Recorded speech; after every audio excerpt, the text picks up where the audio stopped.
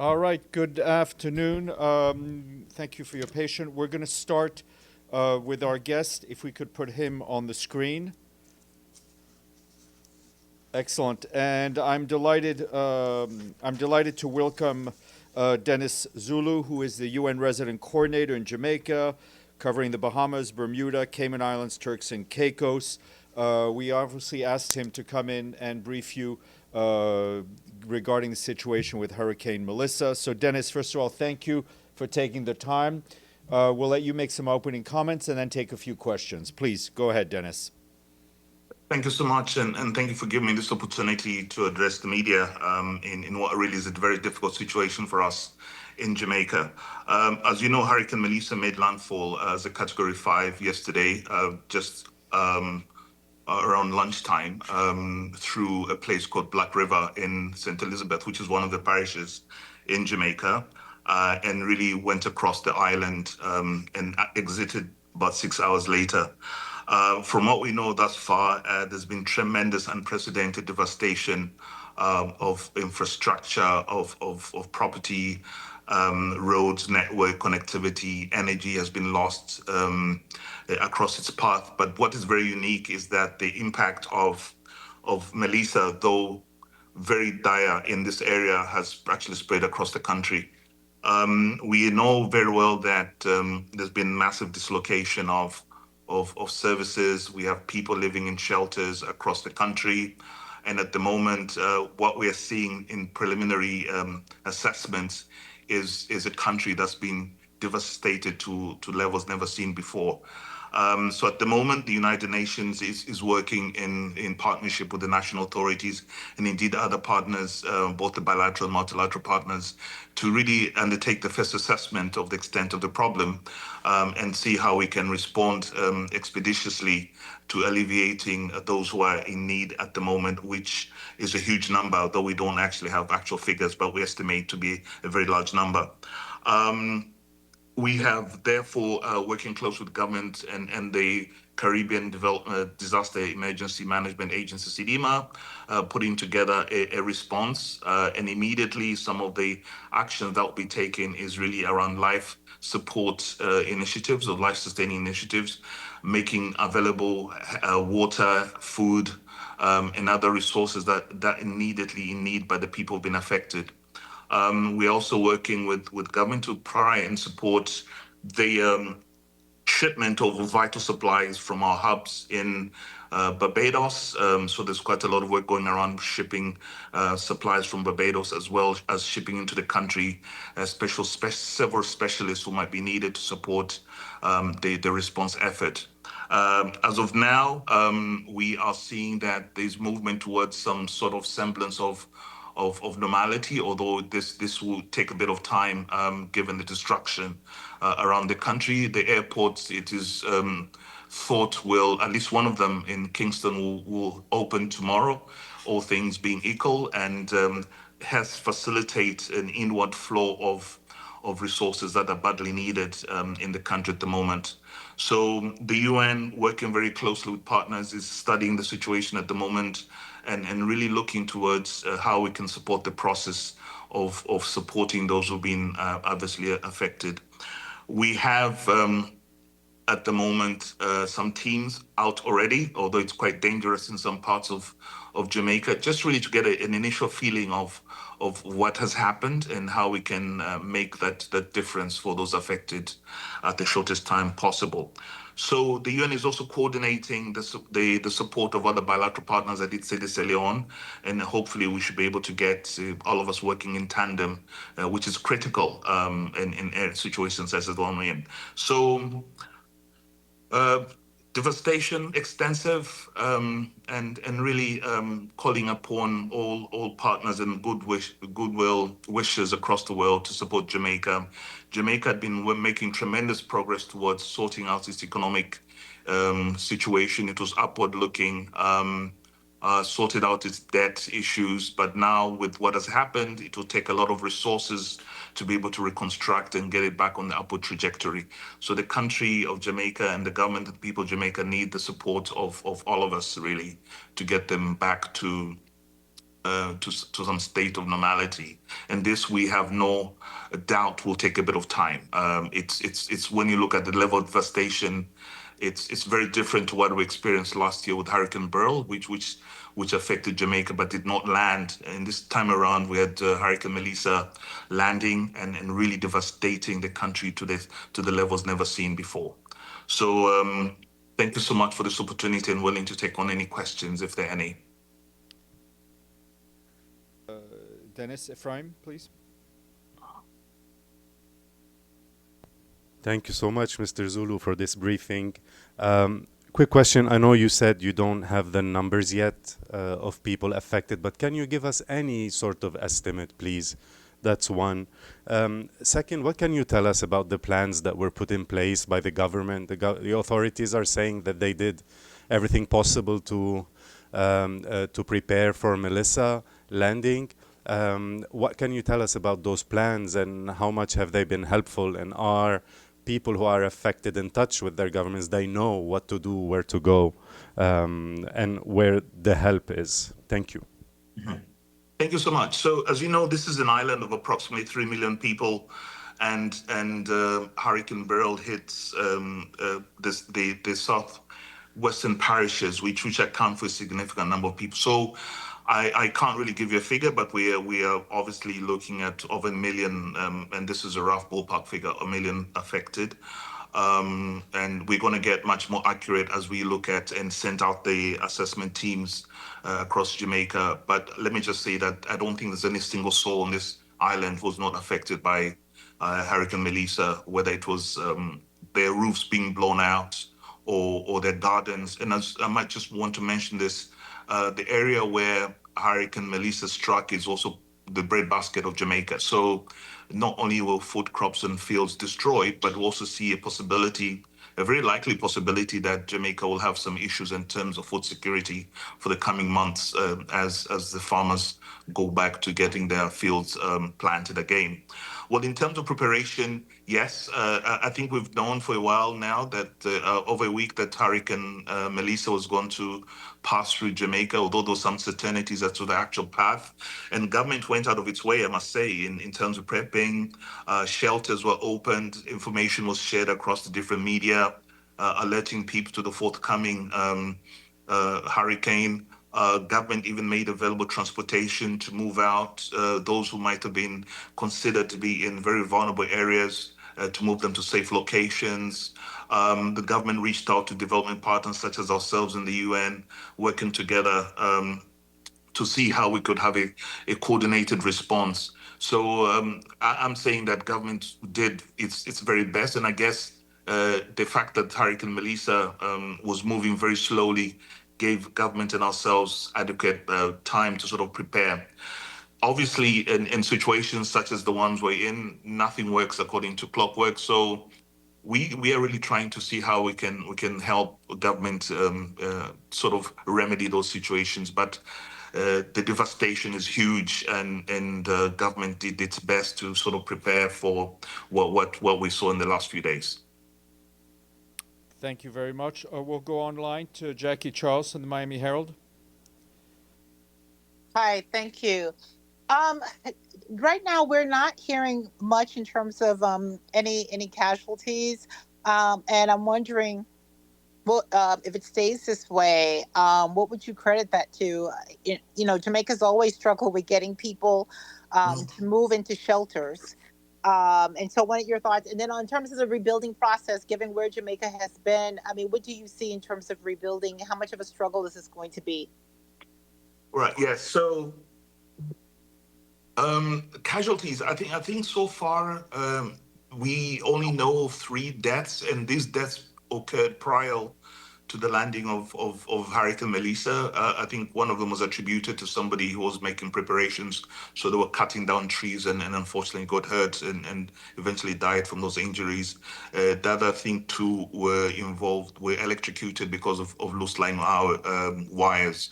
As I said, we've had some fairly heavy rains prior to Melissa, so there was already some fairly precarious conditions around.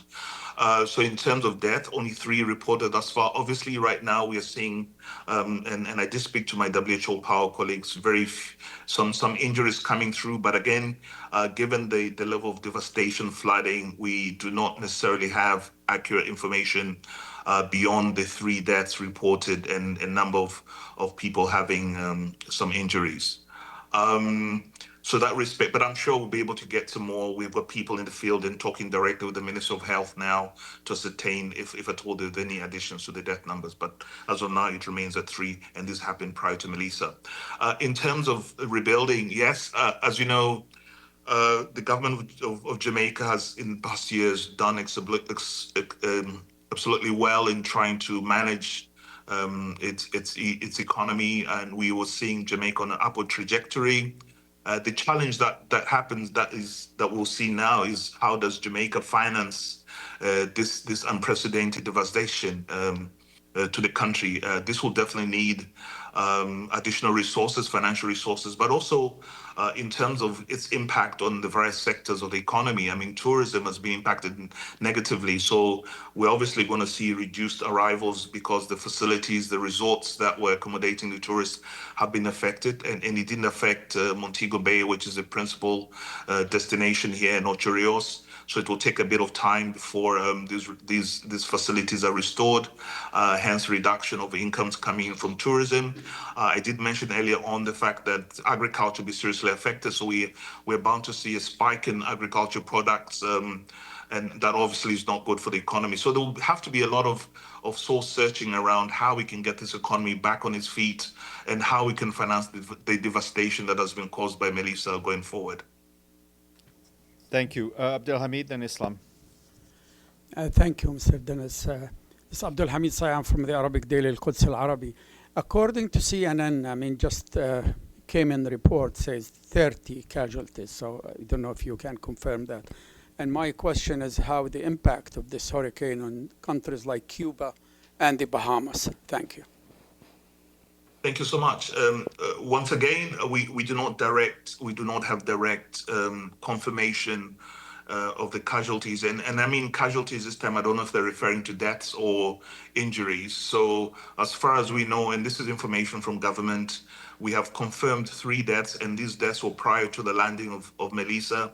And we have a number of people coming into hospitals with injuries, cuts and bruises and things like that, and that's all we have at the moment. So I cannot confirm CNN's number of 30 casualties. And the second question, sorry, sir, could you just repeat that again?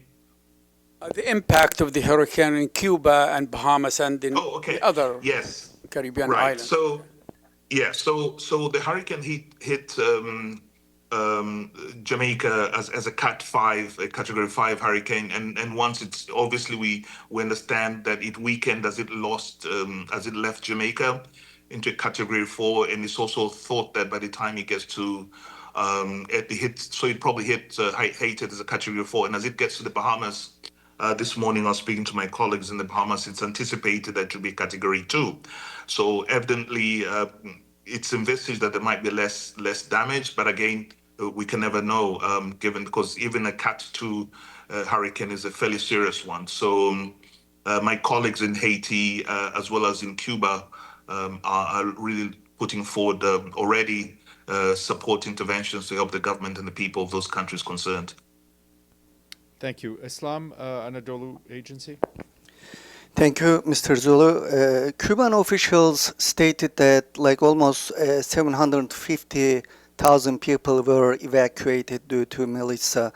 What is the situation in Jamaica? You mentioned that like 1 million people were affected out of 3 million population. Is a pretty big number. What is the figure of people evacuated and when they may go back to their houses?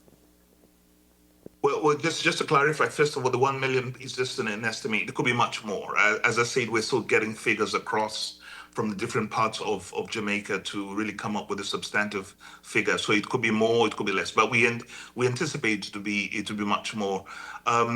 Prior to the hurricane, the government of Jamaica did establish almost 881 shelters which were made available to those who might, especially those lying around, living in low-lying areas of Jamaica, so they could move and evacuate from their homes.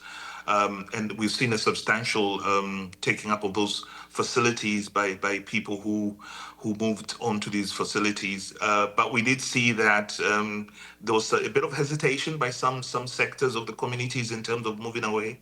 Hence, the government did issue prior to, I think this was the day before yesterday, on the Monday, a mandatory evacuation notice, and provided appropriate transportation to get those people who were deemed to be very vulnerable as a result of where their homes were located to move to these shelters. So as of today, I don't necessarily have the figures, but I do know that 881 shelters were made available, and a lot of them were activated where food, water, and sanitation, as well as bedding facilities, are being provided by government. And these will continue to be provided until such a time that the areas from which these people were drawn from are deemed safe for them to return. In some cases, it might take a long while because the houses really have been devastated. It's just really, especially along the pathway of Hurricane Melissa. So there might not be a house to go back to. So they might have to stay in these shelters for a long while until some alternative arrangements can be done. The UN, with its agencies, is hoping to support government in repairing shelter, so that we can also help alleviate government's responsibility and its spend on this particular item. Great. Yes. Xinhua and then CBC. Thank you, Mr. Zulu, for your briefing. This is Yun Zhaopan from Xinhua News Agency. A lot of UN agencies have provided assistance to Caribbean nations to prepare for Hurricane Melissa. Do you have the number of UN personnel on the ground, and how the resources that UN has provided? Thank you. Thank you so much. So as I did say earlier on in the meeting, the UN Hurricane Melissa gave us some notice, so we did mobilize resources and UN personnel to come to Jamaica pre-hurricane's landing. But of course, looking at the devastation, we will need much more capacity. We already have resources and staff and technical equipment lined up in Barbados. We're trying to ship this to Jamaica at the moment. And as you know, all the three major airports were shut down prior to Hurricane Melissa. We have sort of heard that government is working seriously to getting the airport here in Kingston opened as soon as tomorrow. I believe they're doing some inspections at the moment, because it really be important to establish a corridor within which we can facilitate external resources and staff and all that to come in. In terms of the numbers, again, I think we need to be very alert to the fact that we are working closely with the government. So we will have to identify the sort of gaps in which government needs both technical and financial support, so that we can respond to that specifically. We do not want to be seen to be imposing. So, and the Jamaican government has been very clear, and have really worked hard to provide an avenue within which goodwillers and those of us who want to support can channel their commitments or their resources too, so that government has a hand in being able to coordinate the arrival of these goods. Because I think one of the things that the Jamaican government doesn't need at the moment is a huge number of people coming in uncoordinated, which might lead to further problems in terms of being able to support and get the needed support to the areas that need it the most. So at the moment, in short, we are expecting some resources from outside Jamaica, predominantly Barbados, where we have a hub, and also some support in terms of technical staff who work on the emergency telecommunications and helping government to restore the services in the country. Thank you. Chris, Canadian Broadcasting. Thank you for this. Thanks, Steph. Thank you for this briefing, Mr. Zulu. Chris Reyes with Canadian Broadcasting. If you could just focus a little bit on today's details, and what are some of the challenges that you're dealing with today, and what does the timeline look like in the next few days as you deal with these challenges, right down to how many UN staff are currently on the ground, how much aid is waiting to get in. I understand that yesterday the UN was trying to helicopter in some aid, but because the airports were closed, you were having trouble. Is that still the case today? Indeed, I mean the immediate challenge we have at the moment is that, of course, those devastation, those flooding. So some of the areas really remain unreachable in terms of getting resources there. We have serious challenges in terms of connectivity, so we cannot get the reports from those areas. We have challenges in terms of energy. The grid is down in a substantive part of the country, so electricity is not there. So the electricity not being there, it cannot necessarily power the water installations. We still have some rain in some parts of Jamaica at the moment. And really the debris also that has been scattered as a result of this devastation of infrastructure really has meant that some of the roads have been cut off, so we can't reach these areas going forward. And this impacts us quite badly because we can't undertake the needed assessments that we need to do. And secondly, we can't get the resources that these people need in those areas that are affected. And also very, very, very significantly, there's still some fear of some landslides because the soil is wet. And as you know, Jamaica is a fairly hilly country. So that fear is still there. So at the moment, what we're trying to do is trying to see how safe it is to get to these areas, and we'll have to assess this using drones, for instance, but also some satellite imaging, which some of the UN agencies are providing, as well as other development partners, to be able to ascertain the level of damage, because this will really help us determine the level of support. And as I say, the Jamaican government is very keen on being able to control what type of resources come in, because these resources must be appropriate, and these resources might be the resources that are needed by those affected immediately. So yes, the airports still remain closed, and as I did say, the government has indicated that we're trying to get the airport in Jamaica open as soon as tomorrow. This will indeed provide a very good opportunity for all of us who have resources outside the country to be able to reach in. Obviously, we understand the caution by government because they can't just open up these airport facilities, as they have to be inspected and viewed to be ready to accommodate incoming resources. But we're also working with other partners to bring in the resources by sea. As I say, this might take a few days, but already we're getting some support from partners to ship in some of the things by sea, which is somewhat easier because then we don't have to wait for facilities that handle airborne vehicles to come in. So the immediate outlook, very difficult, but we're trying as much as possible, given the restriction, the constraints that we have, to open up and support government in getting the resources into the country. Mr. Zulu, just a quick follow-up. Are you aware of any rescue operations happening at this moment? Yes, I know that the government has already sent some teams out, especially in areas that have been flooded, because some people are marooned in those areas. So trying to move people who may have been marooned in those areas which are flooded to safe areas is ongoing.